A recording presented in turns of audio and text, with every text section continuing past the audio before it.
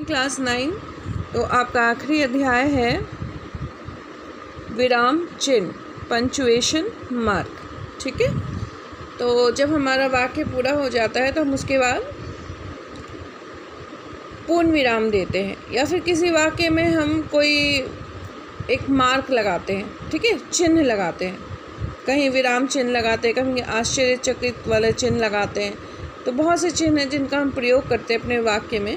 तो आज हम उसी विराम चिन्ह के बारे में पढ़ने वाले हैं। ठीक है, और ये आपका आखिरी अध्याय है, ये भी फाइनल के लिए है।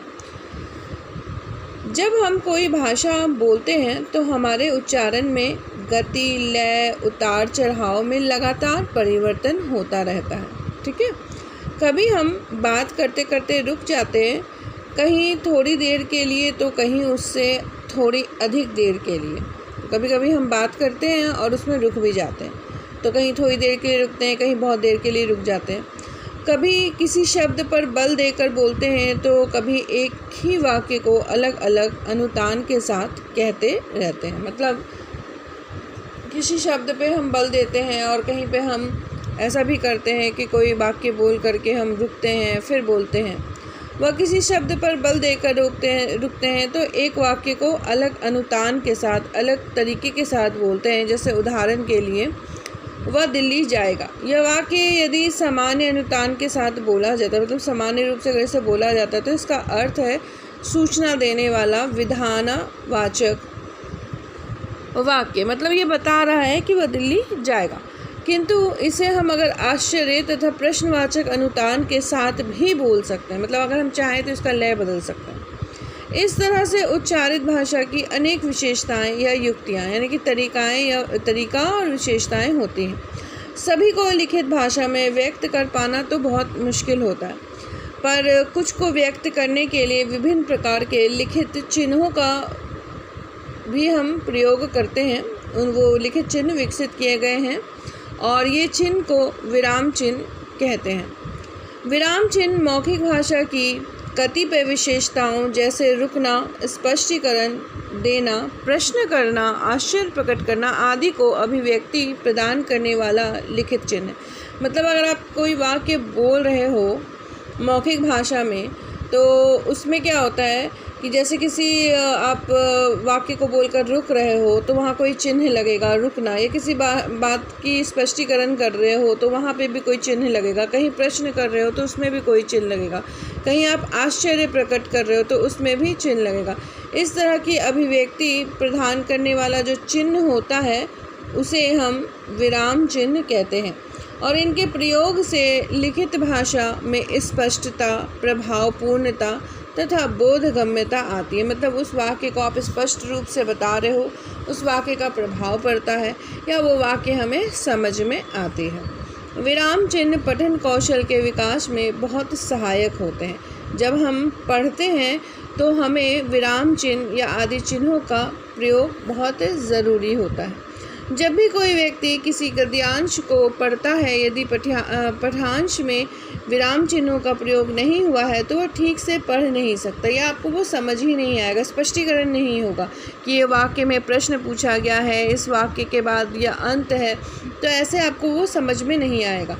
एक वाक्य के बाद दूसरे वाक्य के बीच में यदि पूर्ण परिणाम नहीं होगा तो श्रोता को पता नहीं चलेगा कि दूसरा वाक्य कब शुरू हुआ है। और यही स्थिति वाक्य के बीच में दिए जाने वाले अल्प विराम या अर्ध विराम की है। तो कब वाक्य पूरा हुआ, कब नहीं पूरा हुआ, ये पता कैसे चलेगा? तो बिना विराम चिन्ह के वाक्य को बोलना या लिखना बहुत मुश्किल होता है।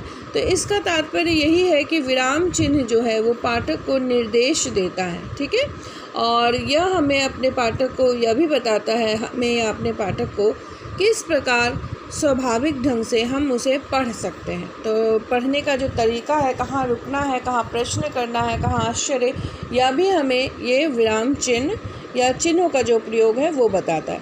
निम्नलिखित आरेख के माध्यम से सभी विराम चिन्हों को समझने का प्रयास कीजिए। तो कितने सारे विराम चिन्ह हैं, उस चिन्ह को जरा समझने का प्रयास कीजिए। विवरण चिन्ह, जब आप विवरण दे रहे हैं। उद्धरण चिन्ह, जब आप किसी वाक्य के ऊपर में 2 एपोस्ट्रोफीज लगाते हैं। निर्देशक चिन्ह, जहां आप निर्देश दे रहे होते हो। पूर्ण विराम। प्रश्नवाचक चिन्ह, विस्मयादि बोधक चिन्ह, योजक चिन्ह जैसे डैश का प्रयोग, उपविराम चिन्ह जब आप उपविराम थोड़ा विराम, अल्प विराम थोड़ा सा विराम, अर्ध विराम आधा विराम, पूर्ण विराम पूरा विराम, कोष्टक चिन्ह ब्रैकेट का चिन्ह, हंस पद त्रुटिपूर्ण चिन्ह जहाँ पे त्रुटि हो, लाघव संक्षेपक चिन्ह। इस तरह से चिन्ह बनाए गए हैं। किसी भी वाक्य के पूरे होने के बाद आप उसका प्रयोग करते हैं। ऐसे भी जब आप कोई पैराग्राफ पढ़ते हो तो आपको समझ में आता है इसके पैराग्राफ में कौन कौन से चिन्हों का प्रयोग किया गया है। यहाँ हम विराम चिन्हों के बारे में विस्तार से अब चर्चा करेंगे। तो चलिए सबसे पहले हम पढ़ने वाले हैं पूर्ण विराम चिन्ह, फुल स्टॉप। फुल स्टॉप हम देते हैं और हम हिंदी में एक लंबा सा डंडा खींचते हैं जिसे हम पूर्ण विराम कहते हैं। पूर्ण विराम चिन्ह को अंग्रेजी में फुल स्टॉप कहते हैं। वक्ता बोलते समय जब एक वाक्य समाप्त करता, मतलब कोई एक वाक्य पूरा हो गया आपका, उसके बाद आप उस वाक्य को समाप्त करते हो तो वहाँ पे आप क्या प्रयोग करते हो? पूर्ण विराम चिन्ह का प्रयोग करते हो। तभी अगला वाक्य शुरू करने से पहले हम अपनी वाणी को थोड़ा सा विराम देते, फिर हम रुक जाते हैं थोड़ा, फिर अगला वाक्य शुरू करते हैं। मौखिक भाषा की इसी विशेषता को लिखित भाषा में हम पूर्ण विराम कहते हैं। तो चिन्ह के द्वारा हम इसे अंकित करते हैं, जो कि चिन्ह के द्वारा अंकित किया जाता है। जैसे कि ना तो मैं चाय पीऊँगा और ना कॉफ़ी, बस इसके बाद आपने पूर्ण विराम दे दिया यानी आप रुक गए। बस मैं अब चलूँगा, फिर आप इतना बोल के रुक गए यानी पूर्ण विराम। आप मुझसे मिलने यहाँ तक आए, बहुत धन्यवाद। तो यहाँ पे हल्का सा विराम दिया हमने, ठीक है, और उसके बाद कहा बहुत धन्यवाद, फिर पूर्ण विराम दे दिया। तो इस तरह वाक्य एवं कथन के समाप्त होने पर वक्ता जब पूरी तरह से रुक जाता है तब लिखित भाषा में उसको दिखाने के लिए हम पूर्ण विराम चिन्ह का प्रयोग करते हैं जब वो वाक्य पूरा हो जाता है। वैसे तो वक्ता अर्धविराम तथा अल्प विराम के समय भी थोड़ा थोड़ा रुकता है, थोड़ा सा रुकते हैं जब हम अल्प विराम या ऐसे एक कॉमा देते हैं तब। पर किस विराम के समय कितनी देर तक रुकना है इसके लिए कोई तय मापदंड नहीं है। मतलब कोई यहाँ पे मापदंड नहीं है कि इतनी देर ही रुक करके आपको बोलना है, ऐसा कुछ नहीं है, लेकिन रुका जाता है। हर व्यक्ति अपनी मातृभाषा की इन युक्तियों को अपनी परंपरा और परिवेश से सीखता है। तो ये हमारी परंपरा और हम जिस परिवेश में रहते हैं उससे हमें पता चलता है कि कहाँ पे हमें रुकना है, कहाँ पे हमें पूर्ण विराम देना है। लेकिन कोई मापदंड नहीं है कि हमें इतना ही रुक के बोलना है या हमें इतना ज़्यादा लिखना है, ठीक है, या कॉमा लगाना है। इस तरह से हम वाक्यों को जब लिखते हैं तो हम चिन्हों का प्रयोग करते हैं। तो पूर्ण विराम का चिन्ह कहाँ प्रयोग करते हैं? जब आपका एक वाक्य पूरा हो जाता है। पूर्ण विराम चिन्ह का प्रयोग कहाँ कहाँ करें? केवल प्रश्नवाचक एवं विस्मयादि बोधक वाक्यों को छोड़कर हम सभी जगहों में जब वाक्यों की समाप्ति होती है वहाँ पे हम पूर्ण विराम चिन्ह का प्रयोग करते हैं। अलग अलग वाक्यों के अंत में, जैसे आइए यहाँ बैठिए, यहाँ बात मत कीजिए, चाय पीकर चले जाना, जो लड़की काम कर रही है मेरी छोटी बहन है, झूठ बोलने वाले बच्चों को कोई पसंद नहीं करता, जब वह यहाँ आएगी तब हम लोग फिल्म देखेंगे। तो वार्तालाप के दौरान यहाँ पे देखिए सब जगह में कहाँ कहाँ पे वाक्य अंत हो गए हैं तो पूर्ण विराम का प्रयोग किया गया है, इस पर ध्यान रखिएगा, ठीक है।